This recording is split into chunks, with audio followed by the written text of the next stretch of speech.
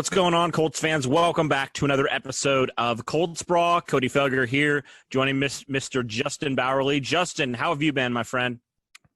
You know, Cody, I have been really good. Things have been ramping up on social media. It's crazy. Yeah. Colts Brawl, we're currently at 954 followers. If we hit 1,000, I got to plug this real quick. If we hit 1,000 followers, Colts Brawl is going to give away a DeForest Buckner jersey to one of our followers. Yes. So if you're not following us yet already somehow, we just bumped up again, Cody. I think we're going to hit. I can't do it on here, but.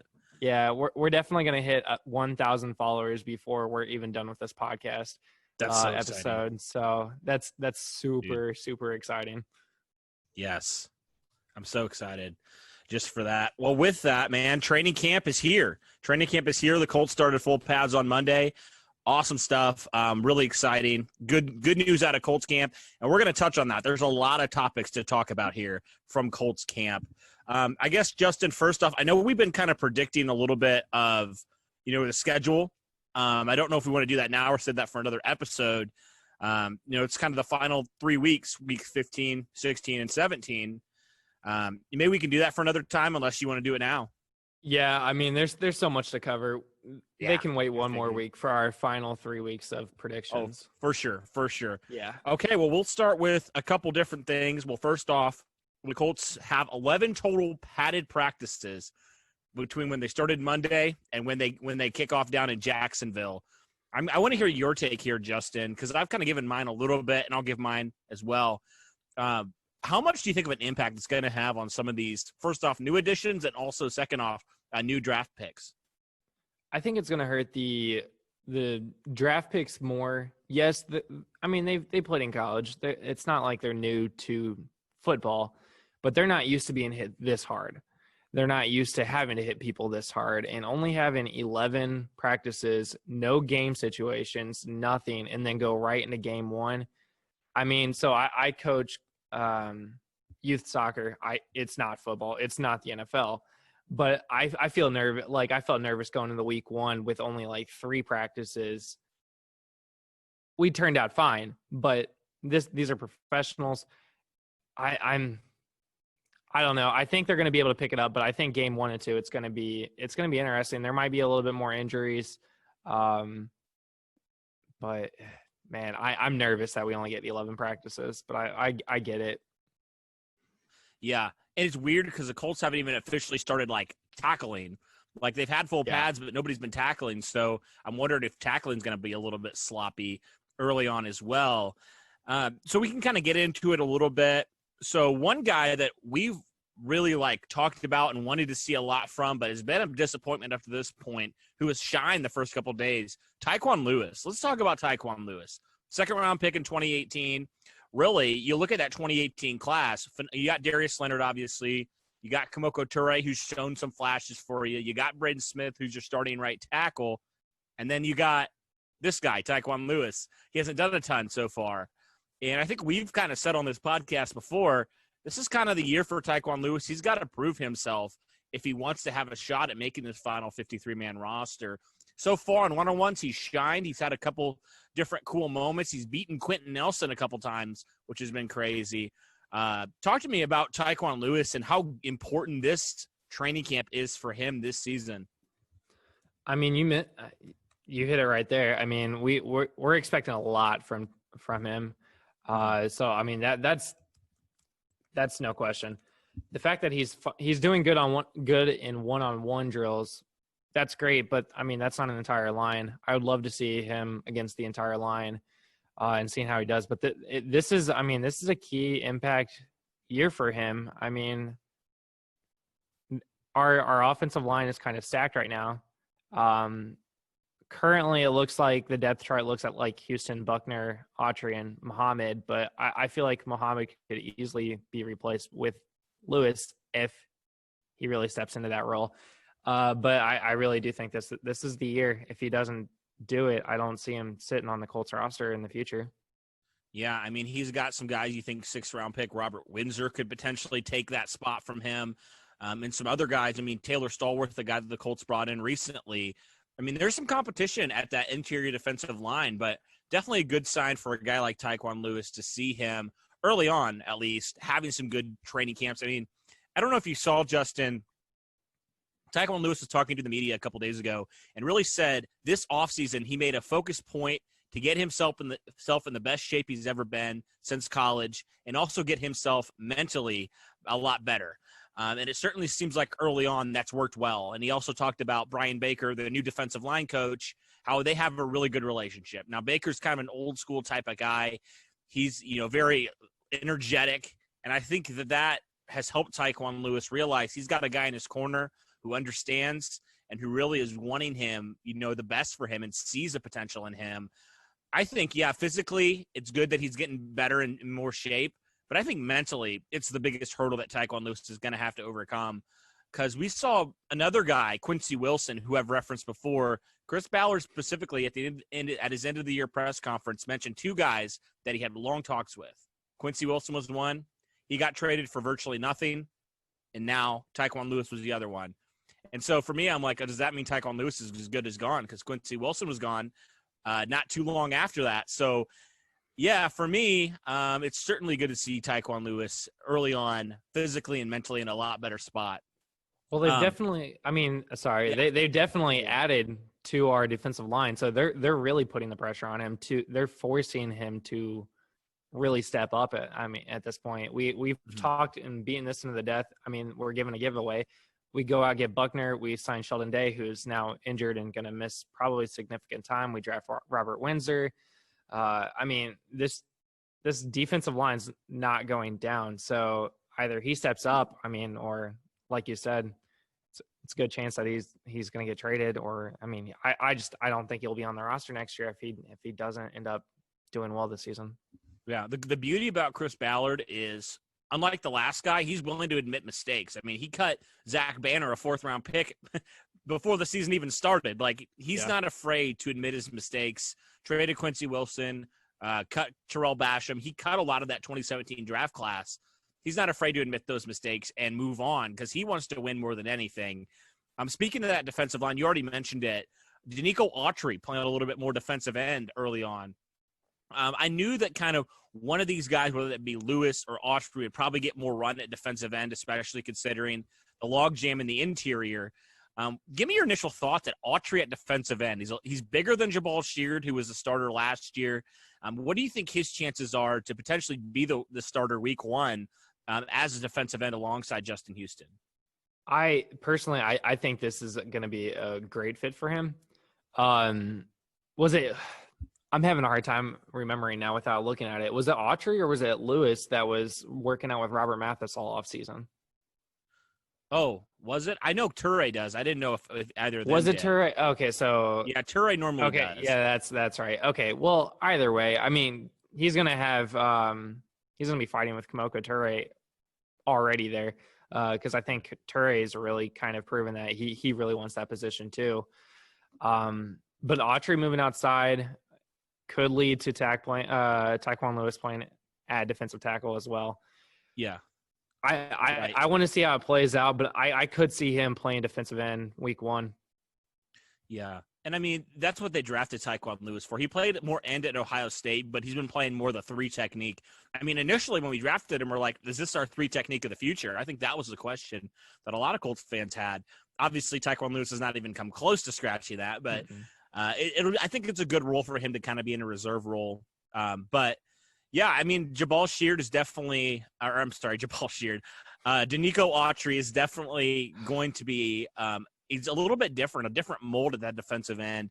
He's really, I think he has a lot of upside as a pass rusher, but he's also no slouch against the run, which I think is good. And he's a little bit bigger, which I think will help him, to be able to stop the run. But you mentioned Kamoko Toure. He has yet to practice. He's still recovering from that ankle injury suffered last year in that Kansas City game. Frank Reich is adamant that he's going to get going here pretty soon.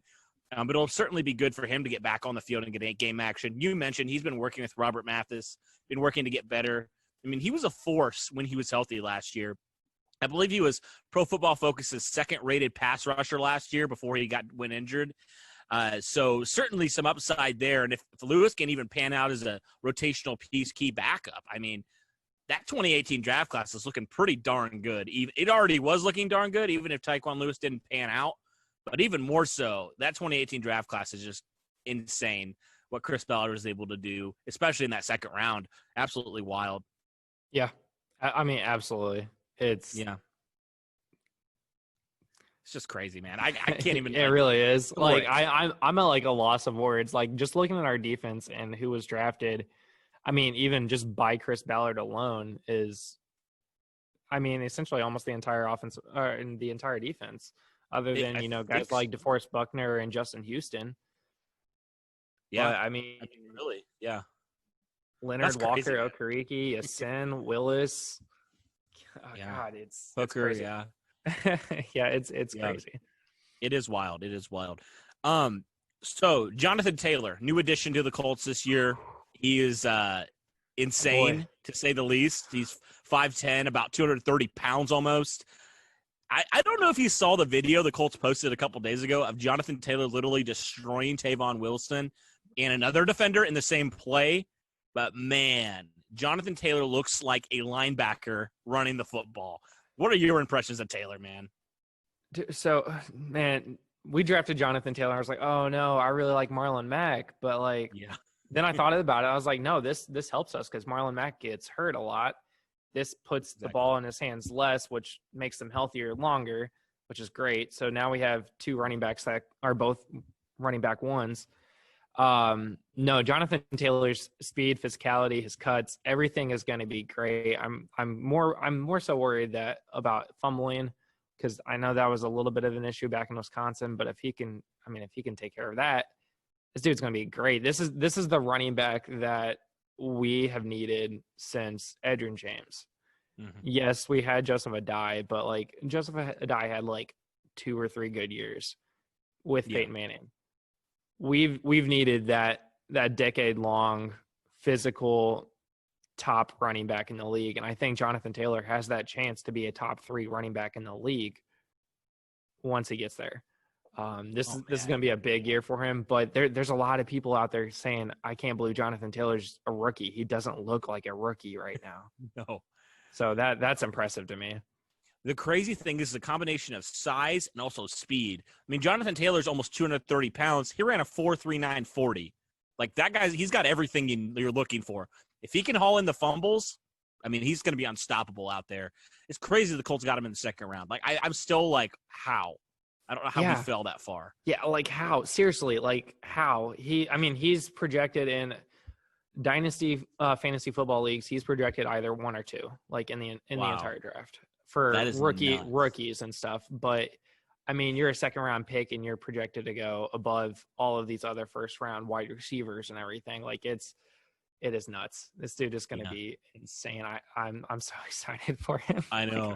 And Jonathan Taylor's a guy that's embracing. He was quoted in saying, "I embrace the contact." Like he wants to hit people, which I think is absolutely crazy. For Marlon Mack's game was never bruising runner between the tackles. He's gotten a lot better at it, but Jonathan Taylor just takes that to a whole new level. I mean, heck, we're in day 1 to 3 of practice. Jonathan Taylor's already doing that to defenders. I mean, you can only imagine what's going to happen in game time. Like, it's going to be amazing for the Colts. And, we've talked about how the Colts really have wanted to improve this run game. Gosh, if 3 days are an indication, this run game is going to be one of the best in the league, no doubt. I mean, the 1-2 punch of Mack and Taylor, I don't think there's any other team in the league that can match that, honestly.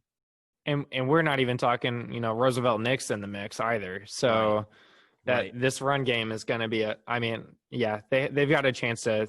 I mean, Chris Ballard wanted that top 5 running game. I think they've got a top 3 easily.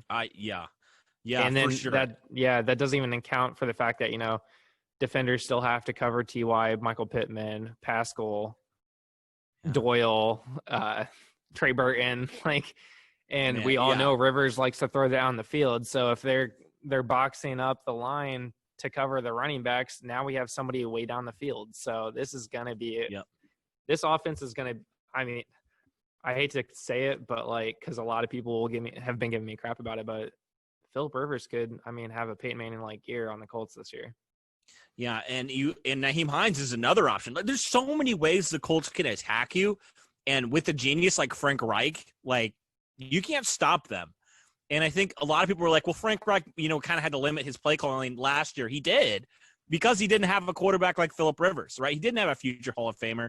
He had I would say, back half type of quarterback. I mean, as good as Jacoby Brissett was last year, in just as far as coming in with the uncertain situation, let's be real, he's not your franchise quarterback. He's not going to ever be a top quarterback. I think that's fair to say. But now you get a quarterback that, last year wasn't great for him, but historically he's been a top 5 quarterback throughout his career. And I think that's just so important for what the Colts are wanting to do. So we can move on now. Ryan Kelly, Colts center, he was kind of talking about, speaking of Phillip Rivers, talking about the cadences a little bit. And he had this to say. He said, cadence is a big thing. I can't stress that enough. How he sees things, being Phillip Rivers, how he communicates. He brings a certain skill set, knowledge, and IQ of football I haven't seen before. We've done a great job honing in on that and getting all 5 guys with him on the same page. That quote really stuck out to me, Justin, because Ryan Kelly's played with Andrew Luck. And he's saying Phillip Rivers is the smartest quarterback he's ever played with. Andrew Luck was no slouch. He went to Stanford. He was a very smart guy. How much do you think that speaks to how smart of a football player Phillip Rivers is? I mean, I really don't think it's a shock. Like, it shouldn't be a shock. That's the thing.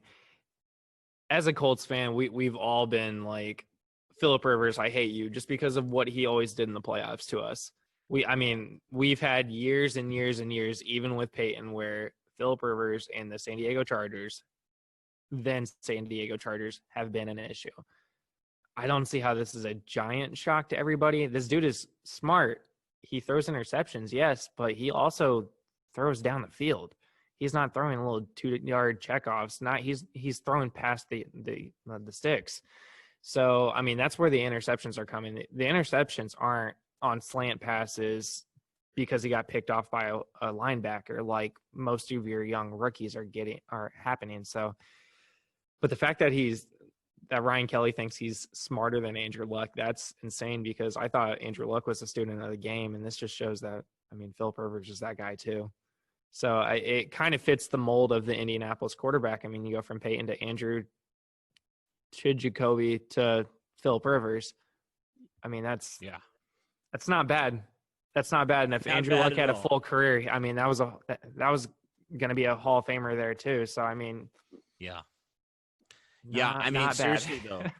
seriously though, like, it's crazy just to think about the quarterbacks the Colts have been fortunate with, like, in terms of some of the smartest guys in the league year in and year out. It's absolutely wild, but certainly cool to hear Ryan Kelly saying that about Andrew Luck. And Kelly was also talking about, I know he's one of the candidates for me and for the Colts that are going to get an extension very soon. He was talking about an extension. He hopes that'll happen very soon. Obviously, I don't know your thoughts on it, Justin, but I feel like we're on the same page here. We feel like Ryan Kelly needs to definitely be extended. He's a top 3 center in the league, no doubt. Yeah.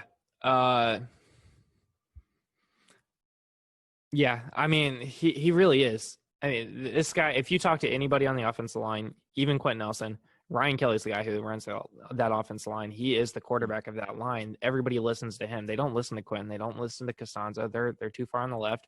The other guys are too far on the right. Ryan Kelly is that guy.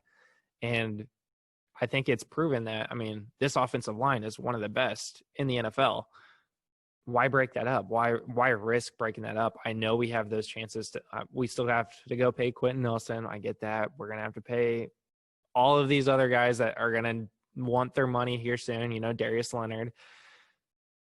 But give Ryan Kelly the money too. We've got the money. It's clear that Chris Ballard would rather give money to those guys that have built this team.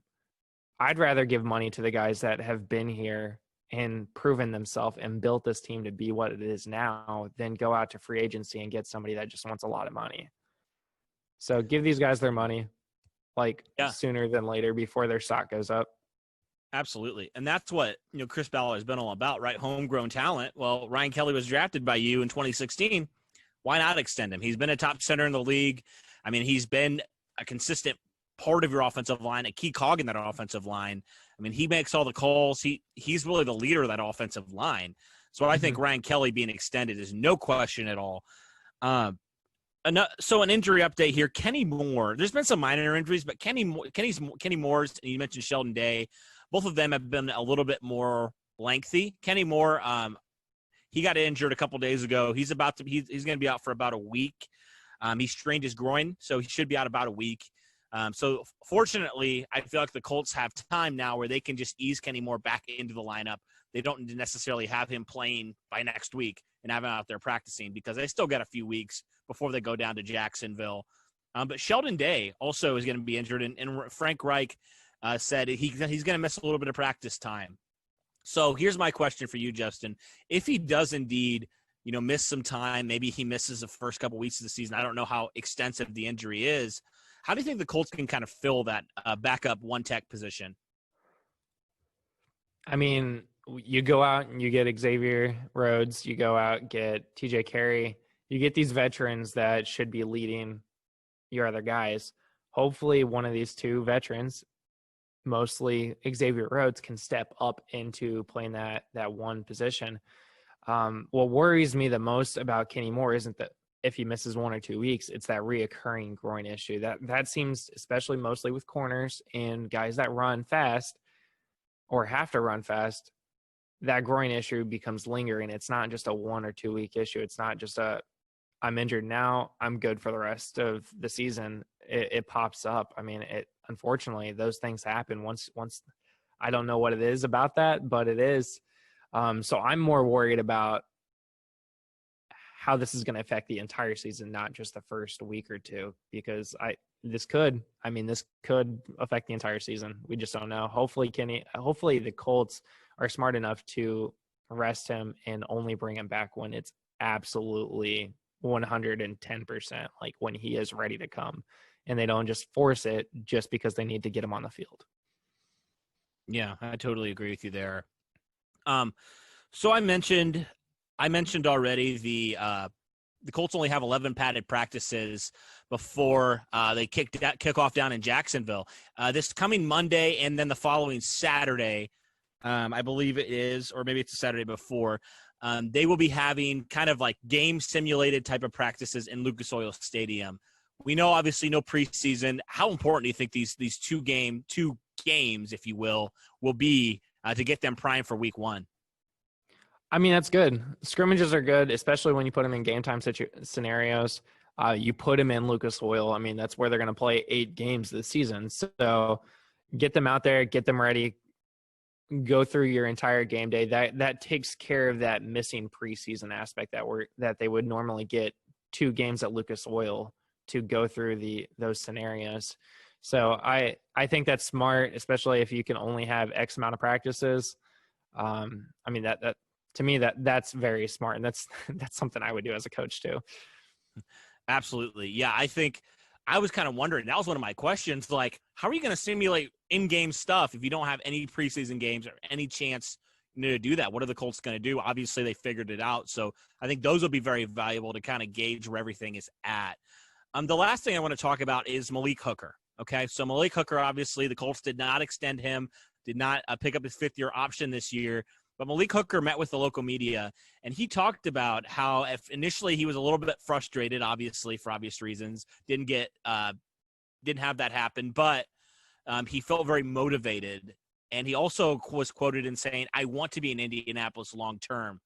What is your initial reaction to Malik Hooker's comments to the local media about everything, about the not being extended, about his motivation, about his desire to be with the Colts beyond this season?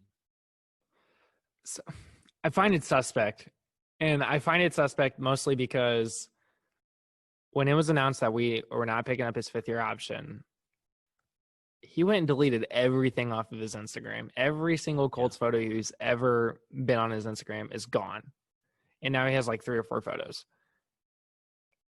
You don't do that unless you're like super, super upset and you're like, I'm done, I'm out of here. You just don't do that. So to me, it's suspect, at least for me, in my opinion. I mean, it just shows you what his mentality was by not getting that 5th-year option. All these other guys that didn't get their 5th-year option, what did they do? They went right to the film room and they started studying.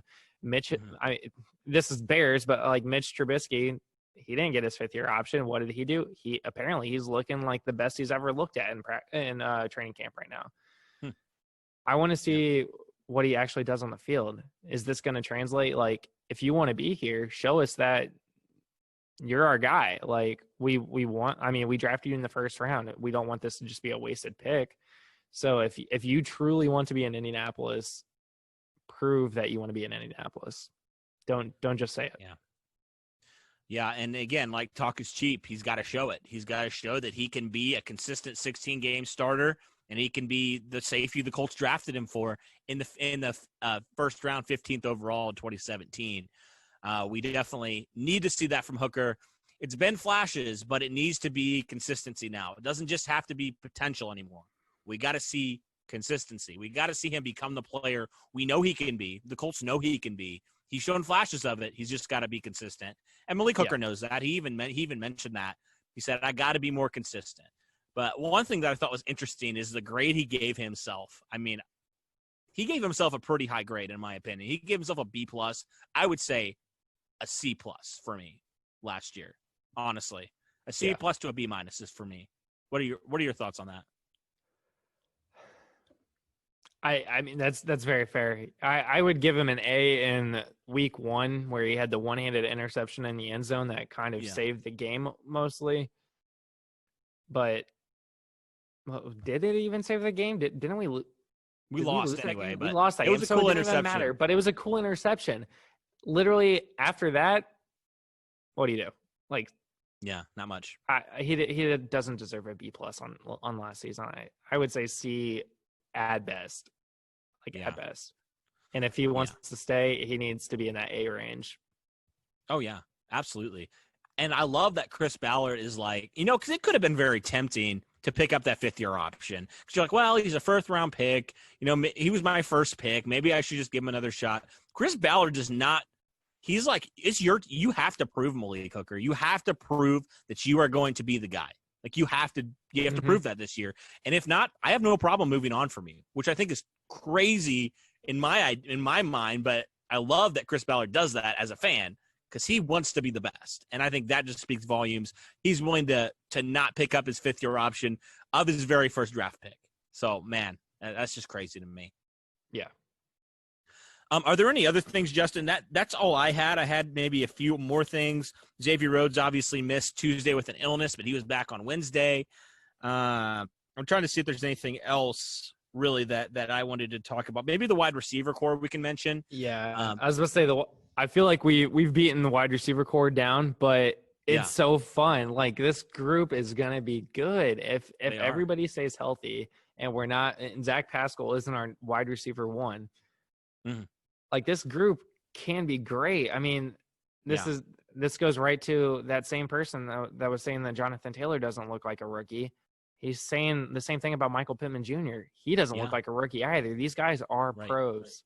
Like, they are ready, and I'm ready to see T.Y. and Pittman on the same field together, drawing coverage off of each other while Paris Campbell runs right up the middle. Yeah. Like, this is going to be a great year. Between the wide receiver group and the running back group, Phillip Rivers, I'm gonna say now, is gonna have 4,500 yards easy this season. Really? Like, he should. I would say 4,500. And if he doesn't have over 4,000 yards this year, I would be highly disappointed. Yeah, I mean, statistically, he's always had about 4,000 yards or over. My thing is, though, is the running game so good that you don't need him to throw so much, and maybe he's the low 4,000-yard range. That's kind of where I'm at, because I just love what the Colts are going to do with their running attack.